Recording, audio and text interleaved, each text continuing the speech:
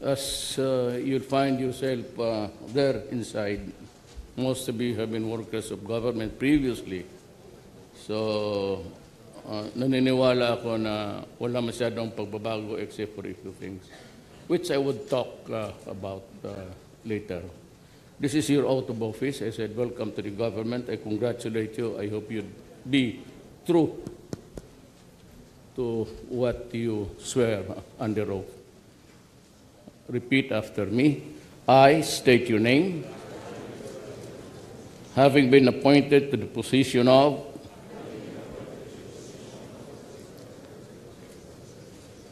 solemnly swear that I will well and faithfully discharge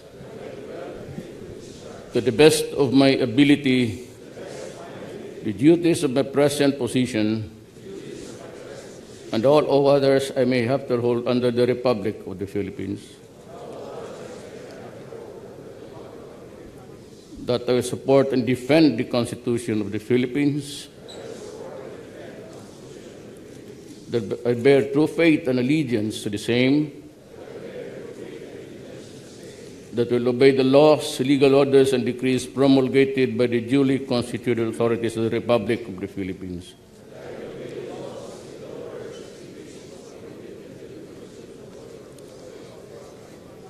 And that I impose this obligation upon myself voluntarily without mental reservation or purpose of evasion.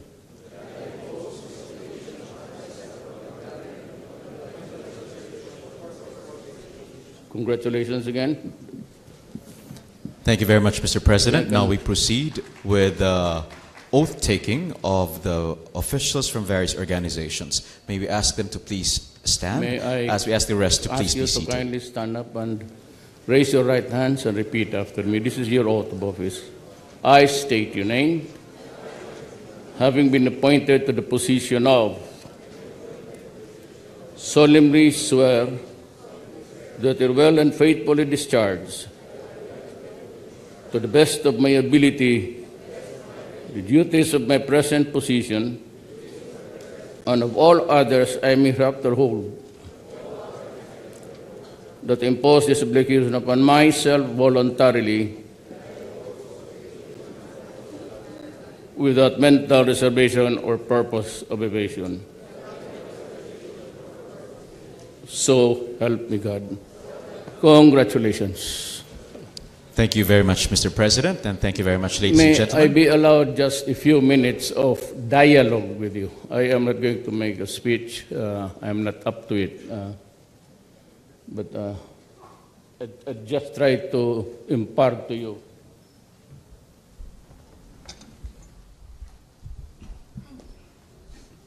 Well, as usual, this is a two-page speech. This would keep my mouth moving for about a minute and a half, then we'll have to say our goodbyes. But meron akong sasabihin sa inyo. This scenario has been repeated 1,000 times all over the country in the course of our national life. It is always the usual political come-ons and even impelling others to join public service. I'm one of them. I started as a prosecutor and ended up as being president. But in between the years, mabutit na rin yan maintindihan ninyo ako.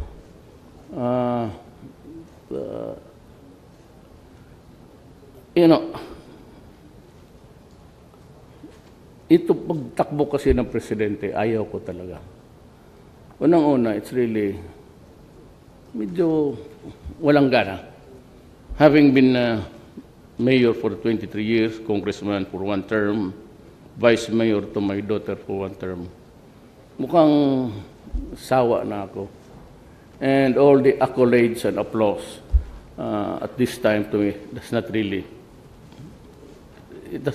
count. Tapos na ako dyan. Ang problema kasi ganito. This is a sin. Even I remember, my father was governor, but when he was in between the years also of his governorship, every time that he was egged to run because he wanted to retire. Kasi nga ang sweldo maliit masyado. And Mindanao was booming and the opportunities were there to grab. But ang akin naman, I remember, I was not vacillating and the opportunities were there to grab. Hindi ako mainit na tumakbo. Yung mga tao ko, ang sige daldal. Pero ako, as I just said that, you know, I am old, I'm 72 now, and I do not have the money. I do not even have money to spend for one day of campaigning. But somehow, itong mga politiko, itong mga well-meaning organizations and all of these things, sabay-sabayan sila magpunta ng bahay. But I remember a particular group. I hope I don't offend somebody of you, that group is here. Balik sila ng balik sa Davao.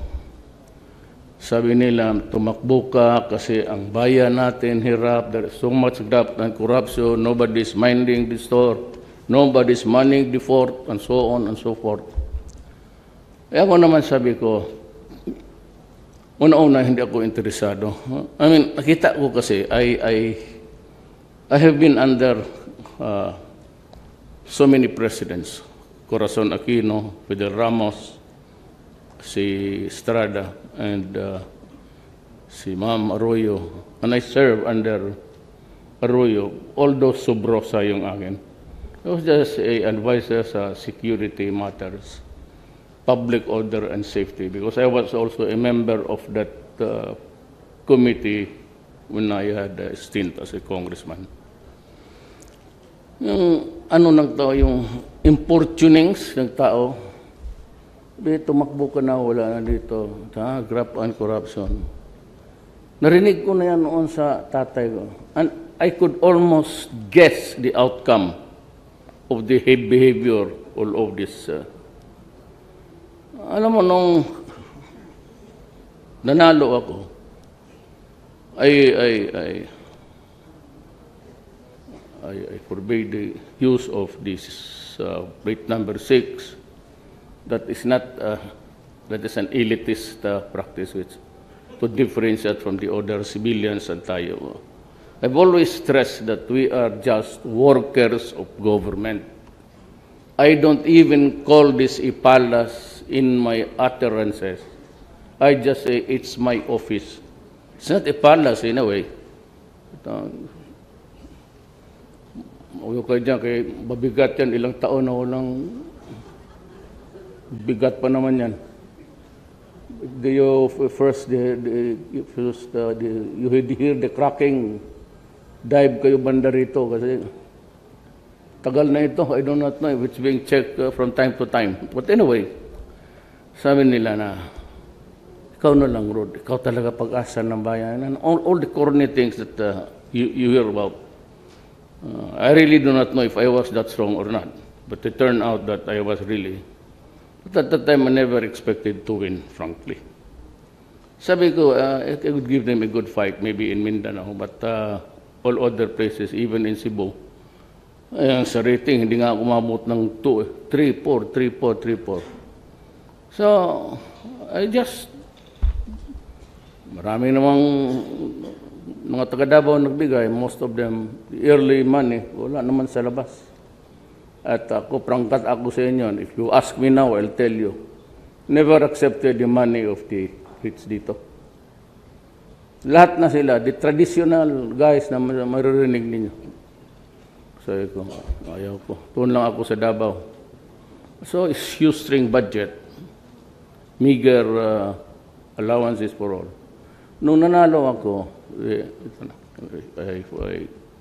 cabinet na, sinabi ko sa kanila, no, not for anything. Hindi naman ako nagpapakorni. If you really want, fine, but wag sa akin, gobyerno. First is that I told them to avoid, not even luxury, wag na yan. Any activity that would entail public spending. Bago magsakay kayo ng aeroplano, it might sometimes be upsetting to you for the first time to be riding in economy class. But if it's an office expense, doon kayo sa economy class. Huwag na dyan sa ano, kasi nakakahiya eh. Lahat. And sabi ko, I do not use your Mercedes-Benz. Kasi yung ibang cabinet members talagang mayaman yan. Ugadi, si billionaire. Si Dominguez, maraming kotse, nagkukolekta ng kotse. So huwag ninyong dalhin dito yan.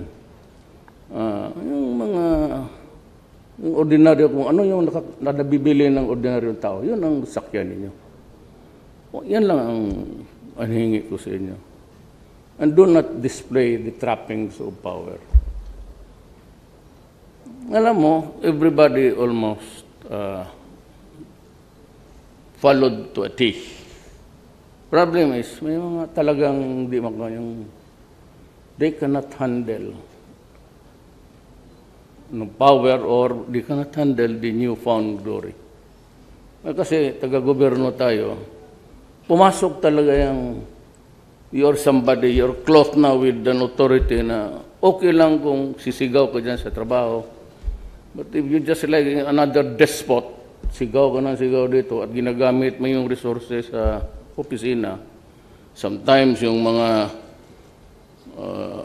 maglagay ng casual, yung iba gawing boy, tapos yung isa utilizing the people of the office for errands. Well, you cannot run your own errands, but huwag mong gamitin yung para sa ako, ayaw ko. Yung ilang beses ko na sinabi sa I do not want the PSG guarding my family. Unang-una, si Inday, talagang ayaw yan. Sinisibatan niya. Yung iba naman, except for one boy, yung vice mayor, but the others are really complaining. I am complaining. Kaya maglabas ako sa Davao, only 3. Kasi nung una kong pag-mayor, sinundo ako na I was proclaimed. Ang style pala, when you are proclaimed, you're already under the jurisdiction of the PSG. Nung sinundo nila ako sa bahay, napakalaking entourage. And I saw blinker at the back. Sabi ko sa kanila, ano ba yan? Ano yan? Putang yan. Ano yan ang sunod-sunod sa atin? Sabi nila, ambulansya yan, sir. Ha? Scheduled ba ako sa ambos? Hindi, sir, precaution. Di sabi ko, magdagdagan na lang ninyo ng punerarya. Para tapos na. Kompleto na tayo dito. Kaya tinanggal ko talaga, Davao, 3 lang talaga. Minsan 2, sinibatan ko pa yun. Alam mo, sabi ko nga, dito yung puntang biyahe kung saan, if it is your time, it is your time. Wala ka nang magawa niyan. Basi anong klaseng bendisyon ibigay sa iyo. If it's your destiny today, that's it. Itong isang, I don't know if it was Mindanawans, there was really no purpose to it except to talk to the guys. Kasi mainit nga ako talaga sa droga. I've noticed that when he arrived, kanoon ako, about mga 10 uniformed policemen. Naano ka agad ang attention ko sa strings of security. Taga roon sa Mindanao yun. Hindi nga manalo ng barangay captain ang putang ina. Bakit pa kung bigla na lang magkabinet, naasar ako noon talagang pag alis niya, yun nagsirina. All of my life, ang tatay ko, gobernador, hindi kami nakasakay ng kotse niya kailanman. We were never allowed even to touch the Chevrolet of the government's surrender. Tapos, here comes the deal. Magbili ka ng, why would you buy a fire truck worth 18 millions sa Austria? What's the kung spare parts, maghintay ka pa. Marami naman diyang, mili ka, Isuzu, Hino. mayroong supply, may inventory, nandito sa Pilipinas, may factory pa. Right in that meeting, I said, you're fired. Sabi ko, you're fired. Tinanong ko siya, have you read the advice of your own legal office? And I said, I have not read it. What the hell? Pero hindi niya alam, nandaon yung memorandum sa harap ko. Sa telepon ng isang cabinet member, pinasa. Don't lie to me. Did you or did you not? Sabi niya, I did not. You are lying. Fired him. Please go out.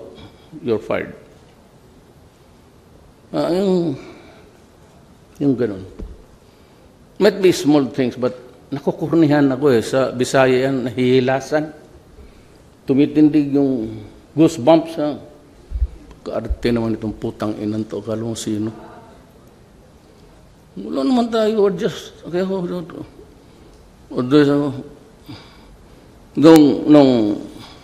nung vice mayor ako, I changed the rules sa Davao. We never called your honorable first district councilor, so just address yourself as Mr. Sa aking panahon, wala yung honorable. Honorable, hindi ka nga manalo-nalo ng eleksyon dyan, hindi kita kinarga. Pagkakurunin ninyo. Honorable. May I ask a question, and if Mr. Villarica is ready to answer? Gano'n. So, Mr. ano yung sa... Kaya gago yung mga marami akong nakita mga judge. Isa rin bali ang mga... Maglagay ka doon sa office, pagpasok mo, honorable judge. Tapos pag yan, honorable. Magpirma ng memo, dear Mr. Signed, Honorable Rodrigo Duterte. Sabi ko, mayor ako. Who told you to use the word honorable? Ako? Magpipirma ako, honorable. Ako ang magtawag ko sarili ko na honorable? Kung in-address ako, honorable Councilor Rodrigo Duterte, honorable, then signed. Pero nung ka na ikaw ang magtawag, the protocol of good taste. You don't address yourself honorable, tapos ikaw ang pipirma. Signed, honorable. Kita mo, sa punerarya, lahat namatay. Talagang mga military. Lahat namatay. Padala ako ng bulaklak. Kung may makita ka ba, President? Tanungin mo, baski sino. Magpadala mo ako ng bulaklak sa lahat. Mga sundalo ko yan mga pulis ko. Kasi at this time, talagang pamilya ko yan. Alagaan ko. When I send flowers, baski sinong patay dyan, no official, Rodrigo Duterte lang yan. Rodrigo Roa Duterte. Hindi ako naglalagay ng president, gano'n. I do not do that. Baka hindi alam ng tao yan. Kasi sa Amerika, gano'n They address, even the congressman as Mr. or Madam. Tayo lang napaka-arte na hindi naman bumabagay. But still, graft and corruption. Alam mo, magkaibigan tayo lahat. Kasi kung hindi tayo magkaibigan, hindi ko kayo i-appoint. Punta na para nagkamali kayo, corruption talaga. Babanatan ko kayo. Yan lang ang hiningi ko. Gawa ka na, magkalat ka na, magsigaw-sigaw ka dyan. Huwag lang yung graft and corruption kasi pati ako madadali. You know, all the years na ako sa awa ng Diyos, 23 years, wala akong dito sa Malacañan ito. I never signed anything about money. Not anything about allowances. Wala akong allowances, wala lahat. Wala talaga ako. Ni meal allowance, wala ako. Ngayon ko, sabi ko, ako sweldo lang ako. Maghanap kayo ng voucher dyan, wala kayong makikita. Kasi tapusin ko ito na yung pangako ko sa tao. Panindigan ko talaga yan. One is, I won because I said. I won because of the issues that people wanted to hear. Graft and corruption, droga. Tapos ito ngayon, there's a resurgence of drugs again in this country, and it emanates from the national penitentiary. Just like any other drug-ridden country, ang nagdadala ng droga nasa loob ng munting lupa. Ngayon, ganun na naman. There was a 400 kilo rocos. So somebody was killed about 5 days ago sa munting lupa. The reason for it was the outside operation of that particular transaction na nagkautsuhan na naman. Butit itong mga... Hindi naman, baka ako na naman ang... Because pagka-drugs, ang patay, akin. Basta yung nagdodroga, namatay ng kidney failure o heart attack, o akin yan. Di okay, walang problema. Kasaya ko na lang. Now let me respond to si Ombudsman ba, Conchita Morales, blew her top and castigated me publicly for just mentioning killing the criminals. And in one publication, hindi ginamit yung correct statement. I never said kill people. Kill criminals. When I was mayor, ayan man silang mga military, magtanong kayo, ayan, dyan si Danny pati, magpunta, kilala man nila ako.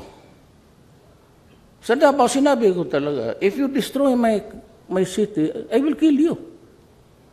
And if you destroy the young of this community, I will kill you. So kung ilunong mo sa droga yung mga anak namin, papatayin ko talaga. Ano ulit siya? Galit ako sa droga kasi nakita ko ang gaano ka lala ang bayan. Noon, hold up dito, rape ng bata. Ginawa pa ng, may isa pang ulol na, ginawa uli. Then Conchita said, yung goaded is mukhang tinutulak ko to kill people. Abogada naman sana ito. Now, Ombudsman Morales, find me a law which says I cannot threaten criminals with death.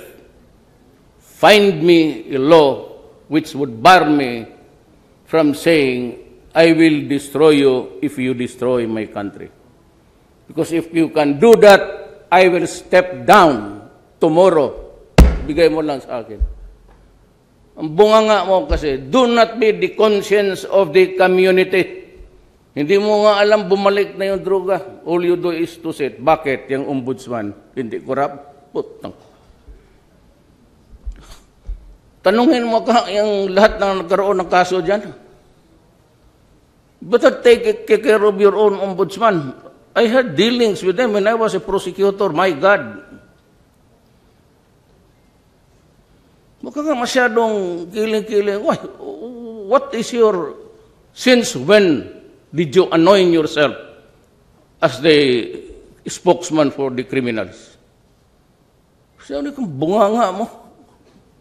Rindahan mo yung bunganga mo kaya may problema. Totoo, galit talaga ako. Sinong magalit? Tignan mo ngayon, bumalik naman. Saan? Doon sa prison natin. Ang mga prisoners dito sa Pilipinas are destroying their lives while they are in prison. Ma'am, kayo, ombudsman, ilang beses na dadaan, prosecutor ako. Alam mo, pag sinabi ng mayor, kiling ka. So, bakit hindi mo ito alam? Pag sinabi ng mayor, pirmahan mo yan, pipirmahan ng treasurer yan. Pag sinabi ng property officer ng mayor, pirmahan mo yan, Pipirmahan yan. Ang chief of police, pag sabi ng, gawin mo, yes, sir. Walang choice yung mga yan eh. Tapos ang mga mayor, na-corrupt. Tapos ang demanda mo, lahat, ang nakukonvict. Those who are, mapipriso, ang auditor, ang treasurer. So kung magpunta ka niya, kita mo yung mga barong na punit-punit na, tapos magsabi siya, nag-utang pa kayo sir para ayusin mo yung ombudsman mo, kala mo, santo kayo dyan. Do not play God and shut up. Wala ka namang batas, ibigay mo nga sa akin. Abogado ka. Ako, ordinaryo lang, 75. Pero alam ko ang batas ko, ikaw dumating ka pa ng Supreme Court, di mo alam yan. Mahiya ang sarili mo. Ako nagpipigil ako kasi your brother is my balae. Buti alam ng tao yan. Pero kung gano'n ka nakita mo ang sitwasyon, tamba sa Marawi. For 1 week. Alam mo, may marami akong pinsan doon. Lanao del Sur, hindi Lanao del Norte. Alam ng buong Pilipinas, sila yung nagsasabi sa akin. Kaya weekly nagsasabi ako, do not force my hand into it. Di ba narinig ninyo? Every week, I was mouthing that phrase because it was getting critical. Ganun yan. Hindi mo lang alam ang problema ko. I have lost so many soldiers. Police. Madam Police. Nung isang araw, mayroon niyang every week 2-3 police na pinapatay sa drug operation. You kindly read the newspaper or get it from the statistics of the Philippine National Police. Huwag ka magpahirok gaya ng iba. Hirap na nga ako dito. Gusto mo pa mag-Obama ka? May trabaho ako. Ang trabaho ko, bayan ko. Para sa bayan to. Hindi ito para akin. Wala akong nakukuha. Putang inang bayan to. Tinatayo ko yung pagkatao ko, bayan. If you do not like it, I'm sorry. Kanya-kanya tayong style. Ilocano kayo na yung ugali ninyo. Pwede, inyo yun. Paway, iba yung akin eh. Danaw ako, pati lanaw.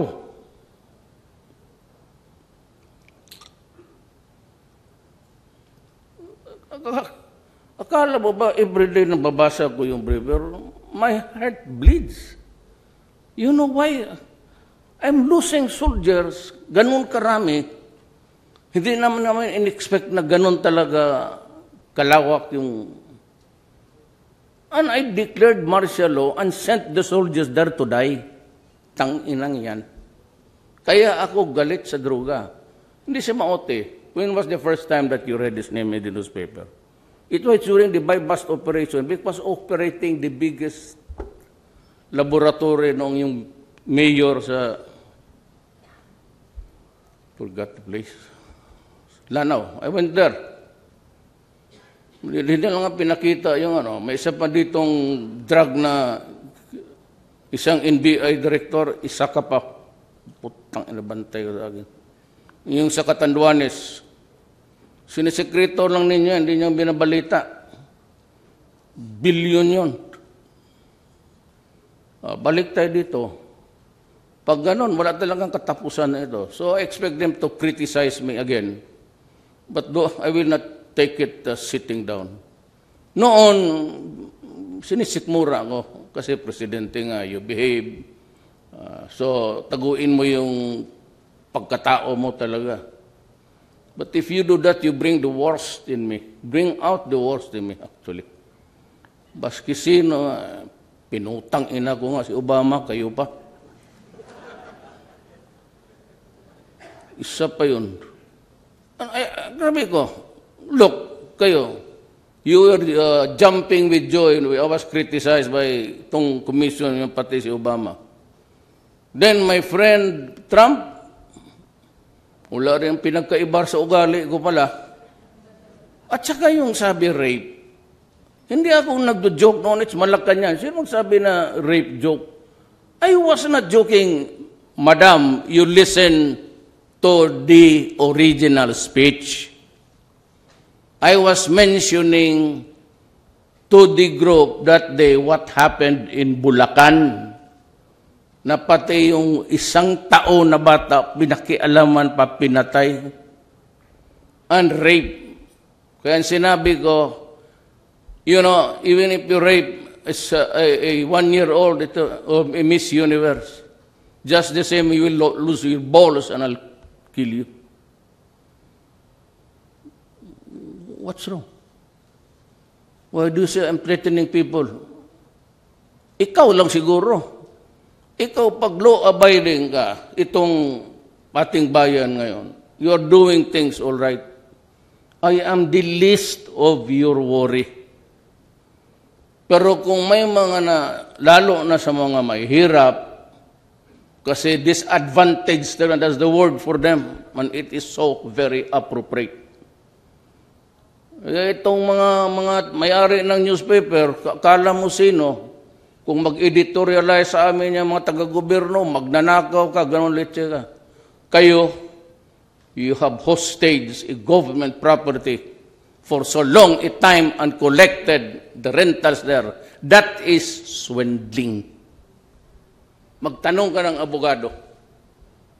It has reverted back to government when the lease ended. So any amount that you collect dyan sa properties na yan should be surrendered to the government, to the national treasurer, because that is public money. So ilang taon na, mabot na ng billions. Itong inquirer ngayon, paano ako? How can you criticize me for what? Corruption? Pera? I'll bet your piso lang kayo. Piyo, may makita ka na may ninakaw ako dito di kutsara. Pero kayo kung magsalita, mag-editorial, kayo pala yung magnanakaw eh. Yung ABS, ganun rin.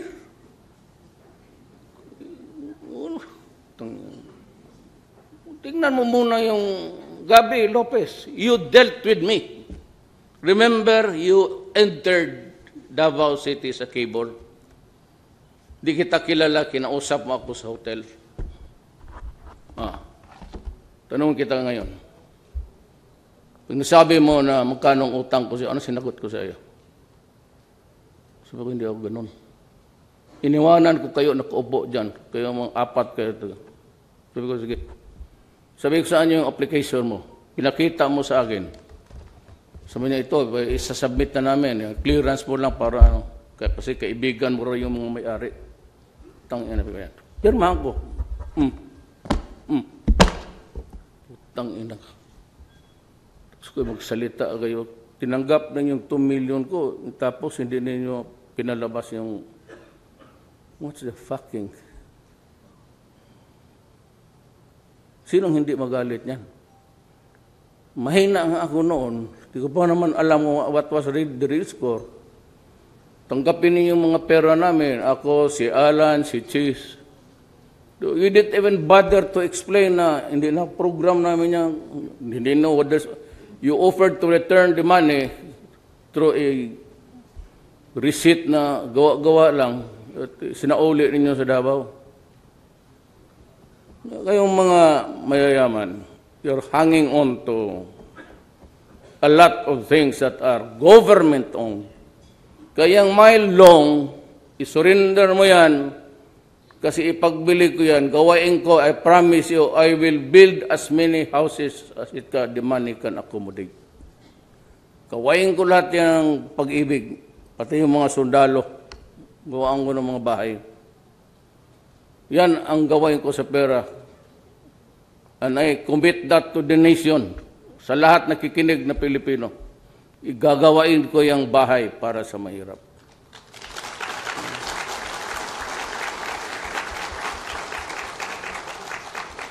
Ako, mahirap, mayaman, huwag ka na magtanong. Don't bother. Wala rin mangyari. Pag sabi ako mahirap kayo, hindi ka man maniwala. Magsabi mayaman ako, sabihin ko din mo, ninakaw ko. Para tayong gago nito. Bakit? Kayo, you are enjoying the fat of the land, of the people's sweat. Tsaka yung mga bayad kayo ng taxes, anak ng wait, bayad kayo. Kaya ako nagbayad ng kami at source. Kayo, wala na kayo at source. Bigay ng sweldo mo, tanggal na yan. So, gusto ko lang magklaro dito sa Pilipino. Sabihin niyo, bastos ako. Bastos ako magsalita. Totoo yan. Hindi ako pang-presidente. Hindi. Don't bother. I do not say it. I'll just a government worker. Pero wag ninyo akong sabayan ng mga kalukuhan ninyo. You go dead to kill people. Alam mo naman ng buong bayan, alam mga ng bata, ang tinitira ko yung mga kayo magnegosyo kayo dyan sa ABS ng Shabu. Ubos kayo lahat, tingnan nyo. Para lumabas talaga ang totoo. Bakit ko taguin? I said, ginagawa ko ito para sa bayan ko. You know, sa dormitoryo namin, meron doon, and it says, expect to pass through this world but once. Any good, therefore, that I can do, pati na kayong putang inong mga or any kindness that I can show to any fellow creature, let me do it now. Let me not defer or neglect it, for I shall not pass this way again. Yan ang ano ko. Kaya if I can do something evil because you're doing evil, yan ang mahirap sa itong mga kriminal. Akala nila sila lang ang marunong, sila lang yung may evil mind. Putang ina, I can match your insanity also. If you can, kaya pagsabi punta ka doon, why are you here? I came here to die. Kasi sila pumunta doon, gusto mamatay. Di sige. Ako, I read every day. I just read it, the Ecclesiastes 3. You go to a place to die, Ecclesiastes 6. There is always a time to be born and a time to die. Sabi ko, any day is a good day to die. Wala man tayong problema. So, kung we deal with life and death, the moral side of everything, and those who cannot do it because hindi ninyo kaya. Ako, ang oath of office ko, pati inyo, ganito yan. Mataas yung binasa ninyo.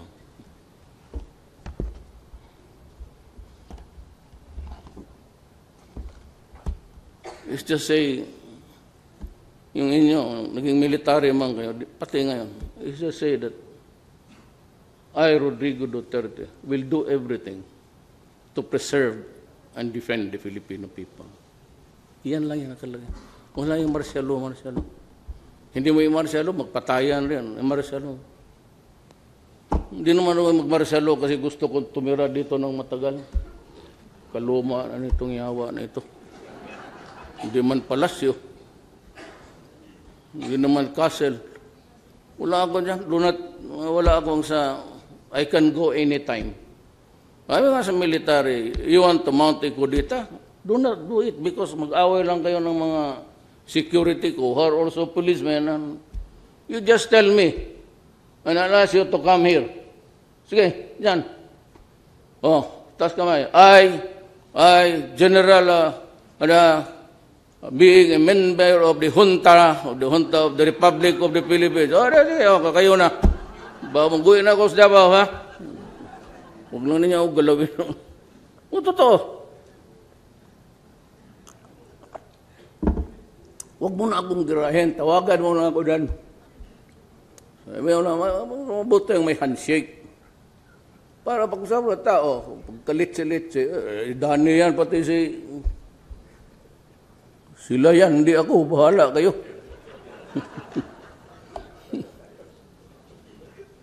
Ganun lang yan eh. But there are some basic fundamentals that we have to agree on. First is talagang, I do not want corruption. Puta pag nandiyan sabit ka talaga, away tayo. Second is, just follow yung hilas ko, yung luxury, tapos magbili na kayo ng kotse ngayon, yung parang yung ginagawang taxi. Taguin mo lang yung pera, Mariusep. Total, marami mo na kapang grandsons and granddaughters to worry about. Lalo yung anak mo, tarantado, drug addict, napatay. Just keep your money, do not display it in public. We live, since we are really poor, kasi kung mayaman naman kayo, hindi na wala naman kayo dito, we need something to do while you are there. Magsama tayo, and let's build. Sabi ko nga, their worry is about the Ombudsman, human rights, Me, I have to build a nation for the next generation. I cannot pass it with itong puro katok na mga tatay, nanay nila sa droga. Mahiya ako magsabi, the next generation, ito ibigay ko sa inyo. But I live with the thousands of addicts, kay 4 million na. Binibiro kasi nila eh. They take it ever so lightly, yung addiction na umabot na ng 4 million. That is destructive to the nation. Never mind my mouth. Look at the country and what is going on. Maraming salamat po.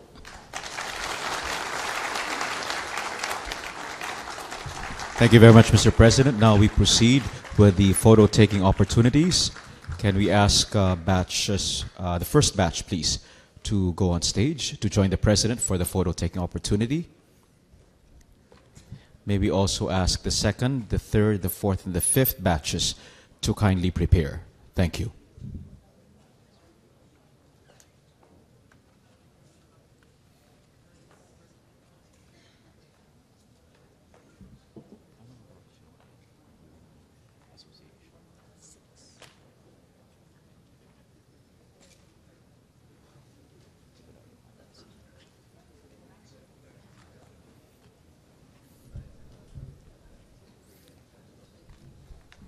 Can we ask the second, the third, the fourth, and the fifth batches to kindly prepare? Thank you.